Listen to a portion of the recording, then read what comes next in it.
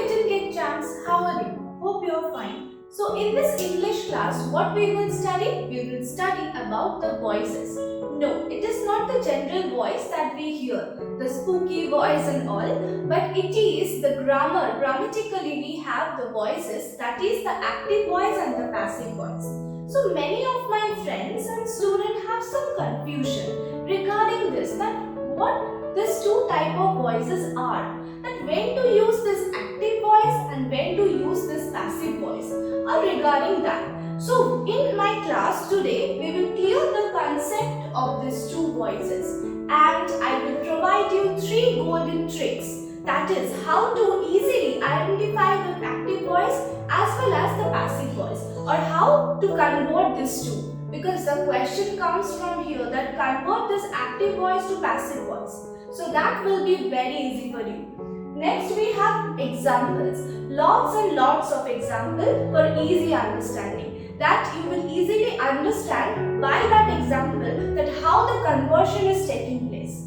Lastly, we have interesting test, that is to test your knowledge. That is, we will see that how have you understood this lesson, or is there any confusion regarding that, and for that you need to contact us. That the information for this will be given in the last slide. Okay, so student, here our lesson starts on active and passive voice. So here we will start by the topic, what is voice?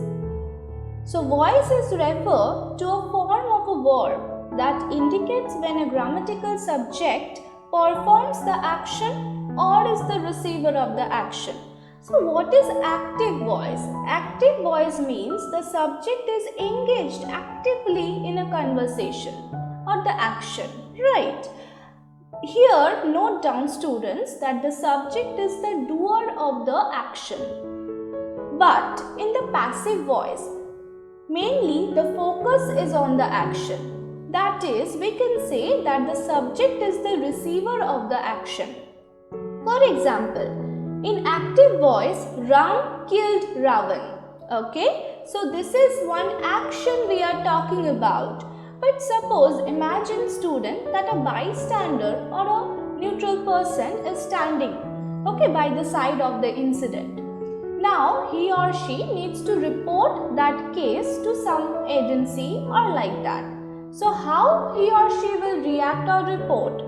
He or she will say that Ravan was killed by Ram. So passive is generally used by some bystander or neutral person who is standing in a corner and seeing the incident and will report to some other person. I think I am clear with this concept. Now let us see this more elaborately, what we can understand. Here this girl Anita is saying, I am watching a film. This is the active voice. Now in the passive voice, she will be saying what? A film is being watched by me. Right. So here the difference we have understand. But what we learn from this? The characteristics of active and passive voice. So note down students, active voice is direct, very direct and straightforward. Next, active voice is clear and concise and complete also. Next, active voice is to the point also. So these 3 characteristics we need to understand. Next we have passive voice.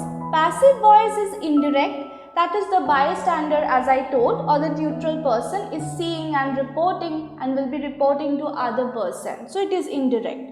Next, passive voice is generally convey of speech. Like I am telling this to you and you will be telling this to your other fellow friend. So that is something that is conveyed. Okay. So now, in active voice, very neatly you note down this. In active voice, the subject acts or is the doer of the action. But in the passive voice, the subject is the receiver of the action. Okay. Now, it's time for 3 golden tricks that you need to know in order to understand the passive and active voice. The first one is switch the subject and the object. In the active and passive voice, whenever the conversion will be given, like transform the sentence from active to passive, you need to just switch the subject and object. For example, see the line, the professor teaches the student. So what is the subject here? The professor, verb teaches, object is the student. We have understood this properly. So in the passive form, we have just switched the subject and object. That is, the students are taught by the professor. So this is one thing, one trick that you need to remember. Next we have the helping verb. Remember that conversion of active voice to passive voice is incomplete without this helping verbs. This is also called auxiliary verb, because it cannot take place without the help of any other verb. Let's see. Example, stars lit up the sky, for example. So this is one active voice.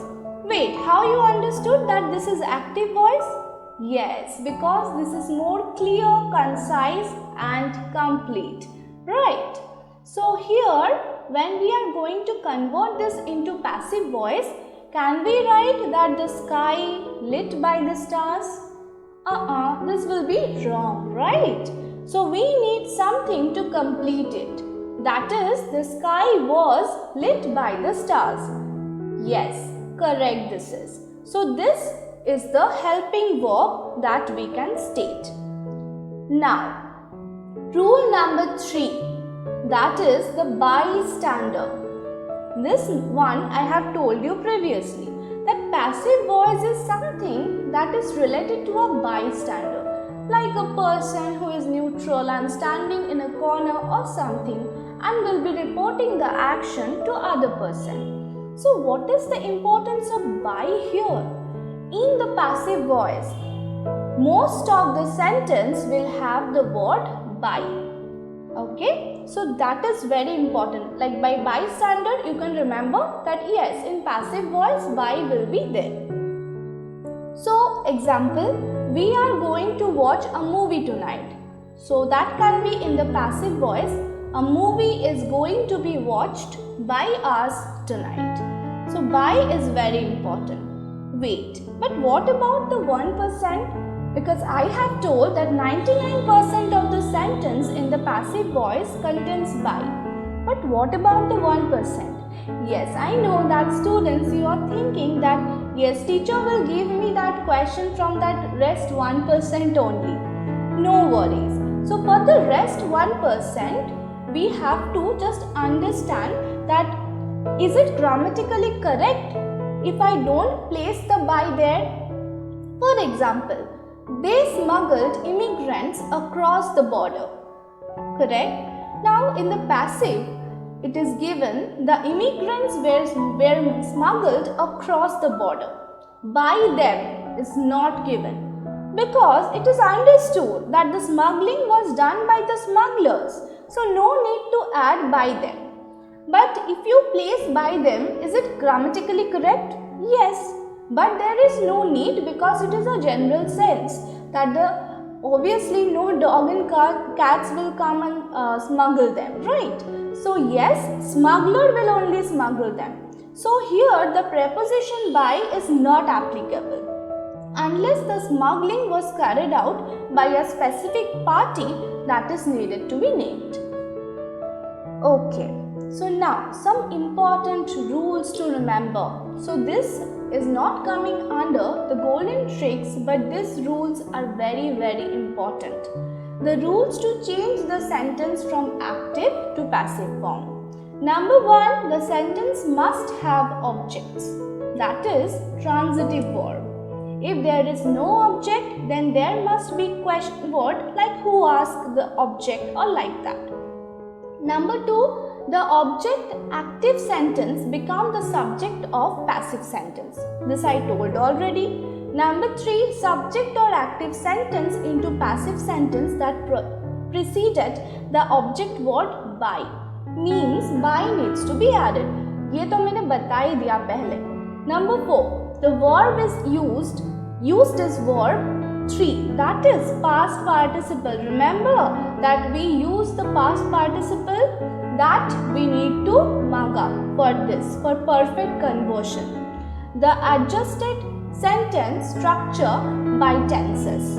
So basically tense needs to be properly, we need to have a clear concept of the tenses, that what the conversion will be.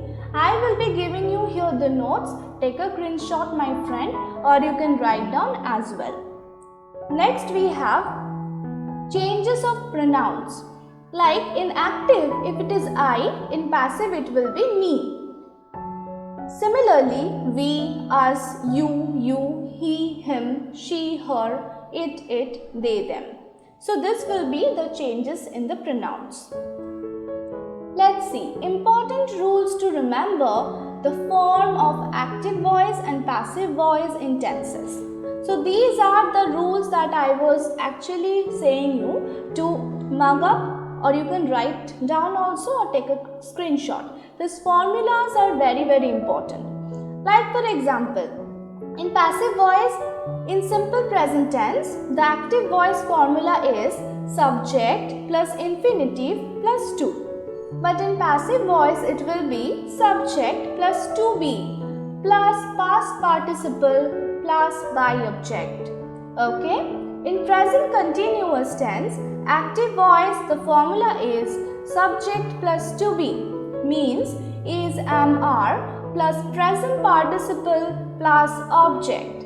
In passive, it will be subject plus to be plus being plus past participle plus by object. Similarly, in simple past tense, in active voice, the formula will be subject plus past participle plus object. In passive voice, it will be subject plus was or were plus past participle plus by object. So these are the rules that you need to remember. Similarly, I have given the rules for past continuous tense, past perfect tense, and in simple future tense also the rules are given, and future continuous tense lastly. So these are the rules that you need to mug up or have a clarity that what will be the changes or the formula. This formula is very, very important, and by practice dear you will be able to understand this properly. No need to mug up also. Okay, this is your test, that is test your knowledge. You have to choose the correct passive form and let us know the answer. So if you can correctly do it, then I will understand that yes, you have understood the lesson. So let us now see that who have understood it properly, and please send us the answer in our WhatsApp number also, or you can also visit our website and comment on this part, and please subscribe, share and like. That is very, very important, student, you know. Thank you.